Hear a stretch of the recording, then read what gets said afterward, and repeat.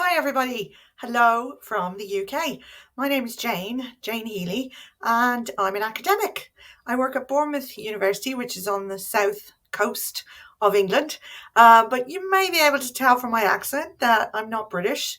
I'm originally from Ireland, but I settled here in the UK about 25 years ago now.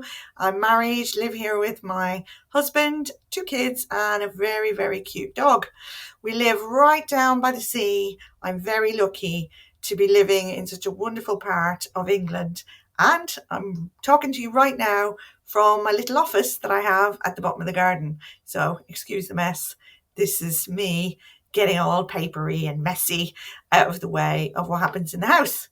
But a bit more about me. I work at Bournemouth, as I said. I'm an academic. I'm a criminologist, actually, and I'm a hate crime scholar. And that doesn't initially feel like it fits with Eurovision, and certainly didn't when I talk to people about researching Eurovision. But when you're researching hatred, and when you're researching harm, and when you're researching the worst times of people's lives, actually, it can be a really, really hard thing to do. And a couple of years ago, when I was watching Eurovision, I thought, this looks like much more fun. This looks like something that people can go to and just be themselves and be accepted for who they are. And that really got me thinking about what could Eurovision offer to me as a hate crime scholar that might ideally be able to help me in my work, and looking at perhaps what we can learn about when communities and people come together. So that started off my kind of research journey into Eurovision after many years of teaching hate crime and researching violence and harm against different groups of people. So now I'm looking at Eurovision from the perspective of how inclusive it really is. Are there barriers to people's sense of well-being, sense of safety, and sense of community that appears so strong and so convincing when we watch Eurovision on the stage and on the screens, and with our families?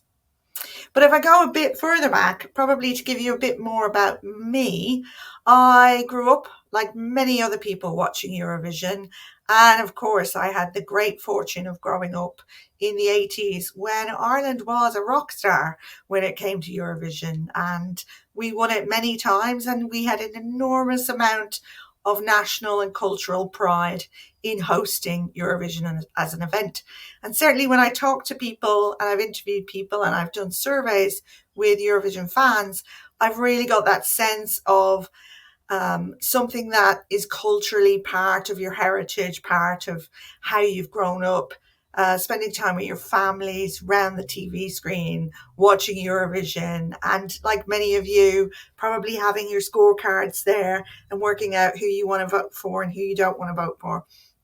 And now that I have young children, we do the same thing with them, and we all have our voting scores, and we all have our own preferences on who we want to win that aren't dictated by England or Ireland or the UK or whatever, but tend to be dictated by the best songs and what we think are the best songs and the best performances. So I'm looking at that in my research. I'm interviewed quite a few people about their journeys into Eurovision, not just fans, but also people who research Eurovision and people who perform at or are involved in Eurovision, and also some of the media who've been involved in reporting on Eurovision.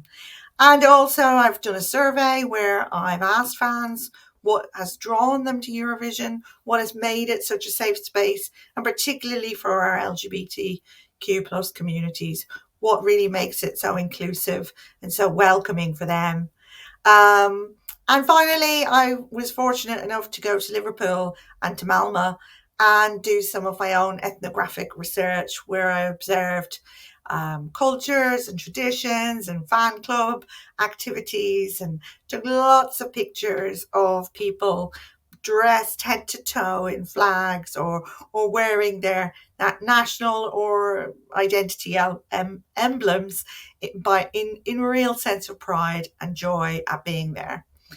Now, it goes without saying that at Malmo, some things were different. There was some conflict, there was some dispute, and some of that I've got notes on as well.